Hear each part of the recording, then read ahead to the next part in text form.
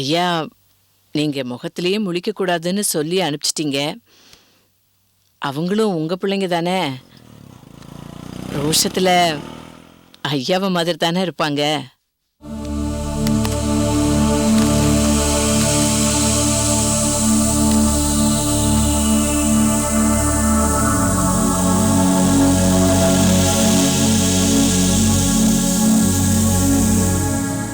ஐயா, உங்க ரோசக்கார பிள்ளைங்க வீட்டு வாசல்ல வந்து நிக்கிறானுங்க.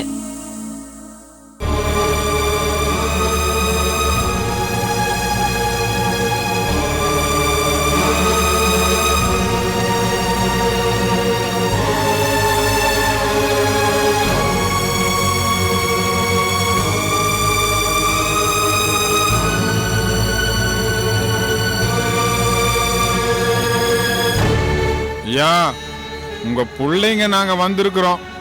இப்ப நாங்க உங்க முகத்துல முழிக்கலாமா? ஐயா, நாங்க எந்த தப்பும் செய்யலன்னு இப்ப புரிஞ்சுக்கிட்டு இருப்பீங்க. ஐயா, நாங்க உங்க பிள்ளைங்க. உங்க பேரை கெடுக்கிற மாதிரி நாங்க எதையுமே செய்ய மாட்டோம் ஐயா. ஏண்டா வெளியே நிக்கிறீங்க? உள்ள வாங்கடா. அம்மா, ஐயா எங்களை மன்னிச்சுட்டேன்னு ஒரு வார்த்தை சொல்லட்டும், அதுக்கப்புறம் நாங்க 2 பேரும் உள்ள வர்றோம்.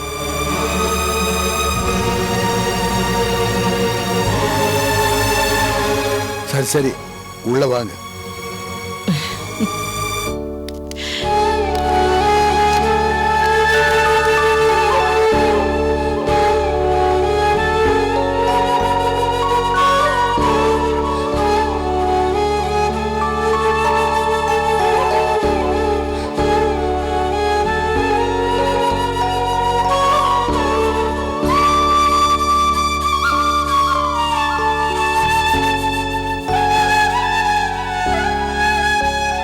ஏதாவது சாப்பிட்டீங்களா? எங்க சாப்பிட்டோம்? டெய்லி 1/2 வயிறு 1/4 வயிறு தான் சாப்பிட்டோம். ஏண்டா அப்படி போய் சொல்ற? உன் பொண்டாட்டி தான் குண்டா நிறைய சோத்து எடுத்துக்கிட்டு கொல்ல பக்கமா போவா. மில்லுக்கு வந்து கொடுத்தால, நீங்க அண்ணனும் தம்பி சோத்த நல்லா மூக்கு பிடிக்க தின்னுட்டு இப்படி போய் சொல்றானுங்க. ஐயா, இளவஞ்சிங்க அவன் அண்ணன் ஜெயில இருந்து தியாகியா வெளியில வந்திருக்கான்ல, அவனை பார்க்க போயிருக்கா. சரி சரி, பிள்ளைங்களை கூட்டிட்டு போய் சாப்பாடு போடு. சரிங்க ஐயா, நீங்க சந்தேகப்படுற மாதிரி நாங்க நடந்துக்கிட்டோம். இனிமேல் அந்த மாதிரி நடந்துக்க மாட்டோம் ஐயா. ஐயா, இனிமே உங்க மனசு நோகாத மாதிரி நாங்க 2 பேரும் நடந்துக்கிறோம் ஐயா. சரி சரி, ஆச்சியா பிள்ளைங்களை கூட்டிட்டு போ. வாங்க. போங்கடா, நல்லா சாப்பிடுங்க. என்ன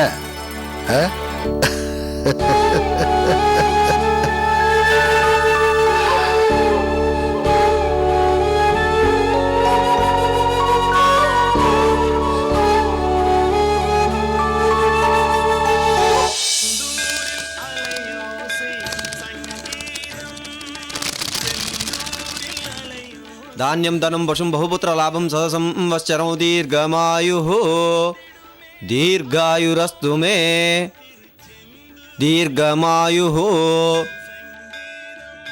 सर्वाभीष्टबलप्रसाद सिद्धिरस्तु.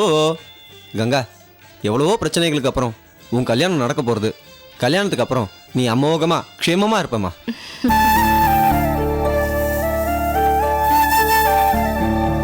பாத்தியா கங்கா, உன் கல்யாணம் நல்லபடியா நடக்கணுங்கிறதுல எல்லாருமே ரொம்ப அக்கறையா இருக்காங்க. எல்லாரும் ரொம்ப அக்கறையா இருக்காங்க. ஆனா குலசேகரன் மாமா குடும்பம் மட்டும் ஏன் தான் அப்படி நடந்துக்கிறாங்களோ தெரியல. எல்லா விஷயமும் தெரிஞ்சிருந்தோம் அவங்க அப்பாவை ரொம்ப கஷ்டப்படுத்துறாங்க. சரி, ஜெயச்சந்திரன் மாமாவை வர சொன்னியா? நீ பேசணும்னு சொல்லி வர சொன்ன. இந்நேரம் வந்துகிட்டே இருப்பாரு. ஆனா எனக்கு என்னமோ நீ சொல்றத அவர் கேட்பாருன்னு தோணல. இல்ல விஸ்வா, அவர் கண்டிப்பா கேட்பாரு. அவர் மட்டும் சரின்னு சொல்லிட்டாருன்னா எல்லா பிரச்சனையும் சரியாயிடும்.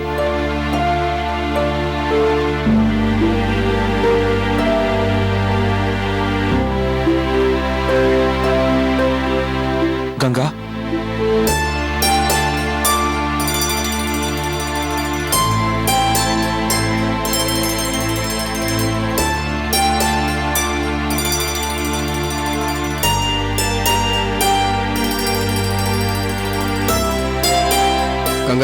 நீ பேசிட்டு வா, நான் வெயிட் பண்றேன்.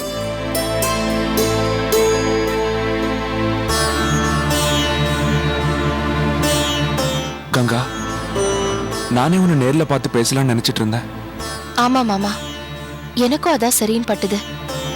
ஒரு தடவை உங்களை நேர்ல சந்திச்சு மனம் விட்டு பேசணும்னு நினைச்சுதான் உங்களை கோயிலுக்கு வர சொன்னேன். நான் நேரடியா விஷயத்துக்கே வந்துடுறேன் மாமா. நீங்க, அத்தை, மாமா எல்லாரும் எங்க வீட்டுக்கு வந்துட்டு போனதுல இருந்து அப்பா மனசு கலங்கி போயிருக்காரு.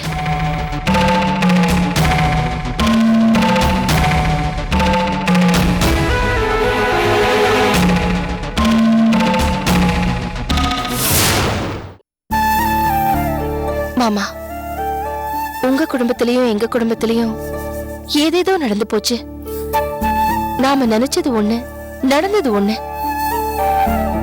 இப்ப என் கண்ணு முன்னால இருக்கிற ஒரே பிரச்சனை அப்பா நல்லா இருக்கணுங்கிறதா. என் கல்யாணம் கூட 2ஆம் பட்சம்தான். எந்த சூழ்நிலையில எனக்கு கல்யாணம் முடிவாச்சுன்னு உங்களுக்கு புரிஞ்சிருக்கும். அப்பா உங்களுக்கு எல்லா விஷயத்தையும் தெளிவா எடுத்து சொன்னாரு. இனிமே அப்பாவோட முடிவுல எந்த மாற்றமும் இல்ல. அப்பாவோட விருப்பத்துக்கு மறுப்பு சொல்லி எனக்கு பழக்கம் இல்ல. தயவு செஞ்சு நடந்தது எல்லாத்தையும் மறந்துருங்க மாமா.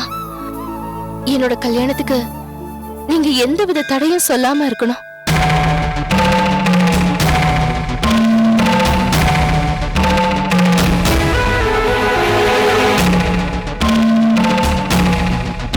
அத்தை கிட்டயும் மாமா கிட்டயும் இத நீங்க தான் எடுத்து சொல்லணும். அப்பாவுக்கு நடந்த ஆபரேஷனை பத்தி நீங்க கேள்விப்பட்டிருப்பீங்க. அப்பா உங்களால எந்த விதமான மன நெருக்கடிக்கும் ஆளாக கூடாது. எங்களுக்கு அப்பா வேணும். அவரை வாழ விடுங்க மாமா.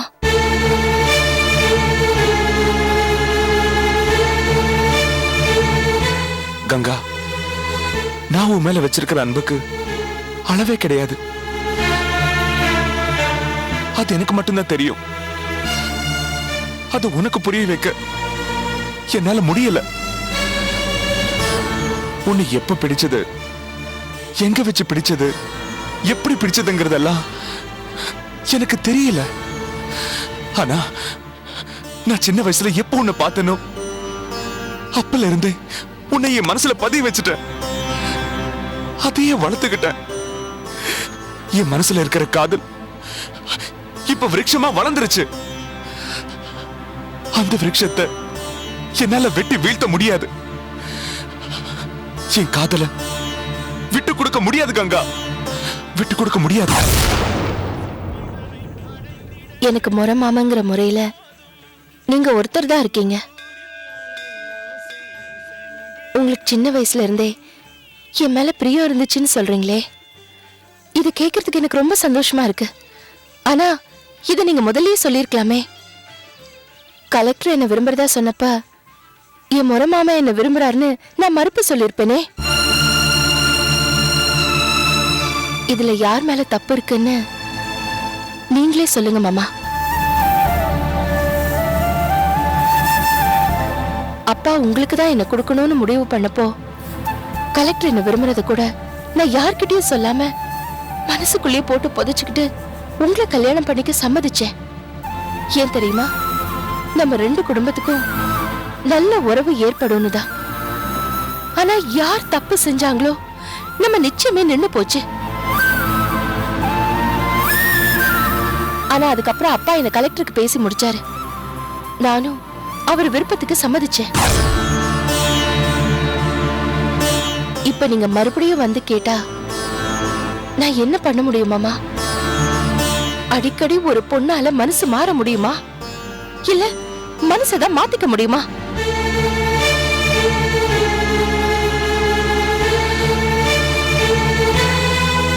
முடியாதுதான்.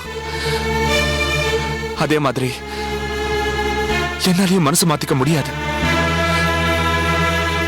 சின்ன வயசுல இருந்து உன் மேல அளவுக்கு அதிகமா பிரியத்தை வளர்த்துக்கிட்டேன். பள்ளிக்கூடத்துல சிலேட்டை பிடிச்சு நான் முதல்ல எழுதினது ஆனா அவனா இல்ல, கங்காங்கிற உன் பேரை தான். அதை இது வரைக்கும் என்னால அழிக்க முடியல. கங்கா, நீ மட்டும் ஐயா கிட்ட எனக்காக ஒரு வார்த்தை சொன்னா போதும் கங்கா. இல்ல மாமா, அதுக்குண்டான காலம் கடந்து போச்சு. இனிமே என் கல்யாணத்துல எந்த மாற்றமும் இல்ல. அப்படி ஏதாவது நடந்தா அது அப்பாவோட உடம்பையும் மனசையும் ரொம்ப பாதிக்கும். நான் எதுக்காகவும் எங்க அப்பாவை இழக்க தயாரா இல்ல. இது நம்ம 2 பேரும் மட்டும் சம்பந்தப்பட்ட விஷயம் இல்ல மாமா, அப்பா சம்பந்தப்பட்ட விஷயம். என் எதிர்காலத்தை தீர்மானிக்க வேண்டியது அவர்தான். அவரை சந்தோஷமா வச்சுக்க வேண்டியது என்னோட கடமை. தயவு செஞ்சு என்ன மறந்துடுங்க மாமா.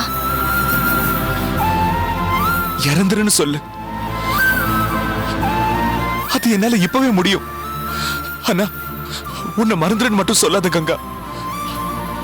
அது மட்டும் என்னால எப்பவுமே முடியாது. எனக்கு நீ வேணும் கங்கா. வேண்டாம் மாமா, தயவு செஞ்சு அப்படி சொல்லாதீங்க. அப்பாவால இனிமே எந்த கஷ்டத்தையும் தாங்கிக்க முடியாது. என்ன நீங்க விட்டு கொடுக்கறது தான் நியாயமான விஷயம். அப்பாவுக்கு ஆபரேஷன் ஆகி அவர் மறுபிறவி எடுத்து வந்திருக்காரு. அப்பாவோட உடல் நலம் தான் இப்ப எனக்கு முக்கியம். ஏன் மாமா, உங்க தாய் மாமன் மேல உங்களுக்கு அக்கறையே இல்லையா? கங்கா, உன்ன மாதிரி மற்ற விஷயங்களை என்னால யோசிக்க முடியல. உன்னை மட்டும்தான் என்னால யோசிக்க முடியுது.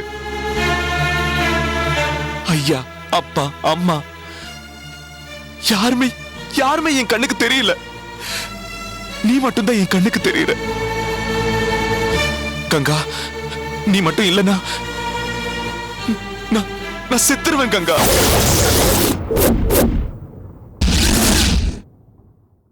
மாமா, நீங்க அப்படி பேசக்கூடாது. என் பக்கம் இருக்கிற நியாயத்தை நீங்க புரிஞ்சுக்கணும்.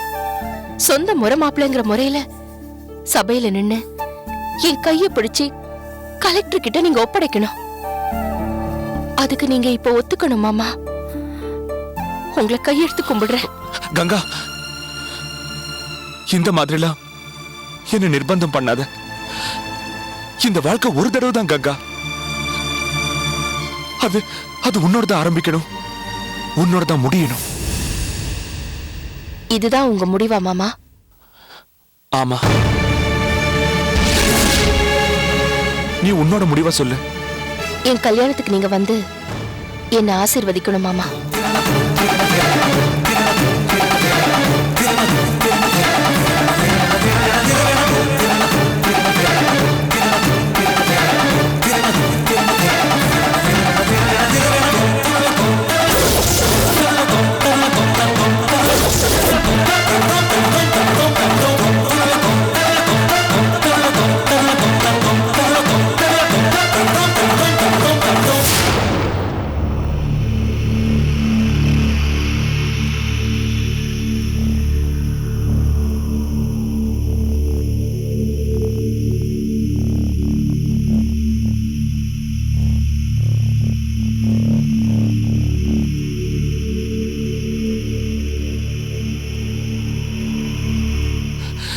இல்ல கங்கா,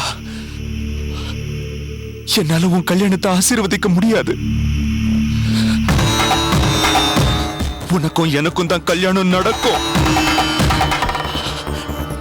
நான் இந்த நிமிஷம் வரைக்கும் அப்படிதான் நம்புறேன். நம்ம 2 பேரையும் கடவுள் ஏற்கனவே ஆசீர்வதிச்சுதான் இந்த பூமிக்கு அனுப்பியிருக்காரு. நாம் ஆசீர்வதிக்கப்பட்ட ஜோடி. நான் உன் மேல வச்சிருக்கிற அன்புக்கு, பாசத்துக்கு, காதலுக்கு நிச்சயமா அந்த கடவுள் எனக்கு ஆதரவா தான் இருப்பாரு.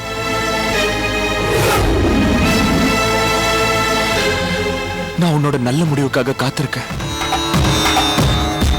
இல்ல மாமா, நீங்க இப்படி பேசுறது சரியில்லை. எனக்கும் கலெக்டருக்கும் கல்யாணம் ஆக போகுதுன்னு தான் உங்களுக்கு நான் பத்திரிக்கை வச்சேன். நீங்க நினைக்கிறது இனிமே நடக்காது. நீங்க அப்படி நினைக்கிறதே தப்பு. இந்த கல்யாணத்துக்கு நீங்க சம்மதம் சொல்றதுதான் முறை.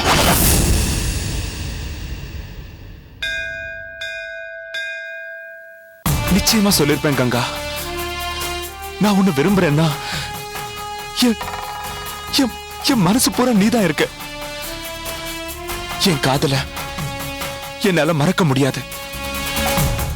பல கல்யாணங்கள்ல மணமேடை வரைக்கும் போய் மாப்பிள்ளைங்க மாறி இருக்காங்க. கலெக்டர் தான் மாப்பிள்ளைங்கிறது நாளை கூட மாறலாம் இல்லையா? மாறும், நிச்சயமா மாறும்.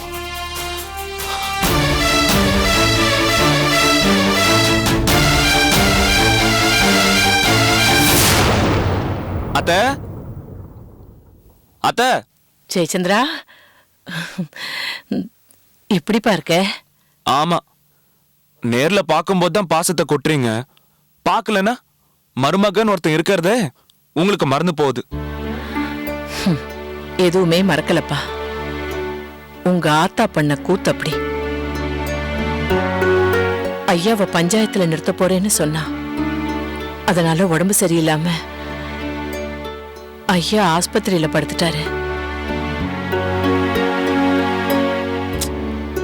யார் செஞ்ச புண்ணியமோ இப்பதான் உடம்பு குணமாகி ஆஸ்பத்திரில இருந்து வந்திருக்காரு. எப்படியோப்பா, நீ எந்த தப்பும் செய்யலன்னு தெரிஞ்ச உடனே மத்தவங்களை விட நான் தான்ப்பா ரொம்ப சந்தோஷப்பட்டேன். ஏதாவது சாப்பிடுறியா? ஒண்ணு வேணாம் த, மாமா வர சொன்னாங்க, அதான் வந்த. ஏயா, புதுசா ஏதாவது பிரச்சனை பண்ணிட்டியா? என்னத்த இப்படி கேக்குறீங்க? என்னால எந்த பிரச்சனையும் வராது. பிரச்சனையே ஒன்னாலதான்டா. மாமா, நான் என்ன மாமா செஞ்சேன்? என்ன செய்யல? கோவில்ல நீ கங்கா கிட்ட பேசுனதை நான் கேட்டேன்.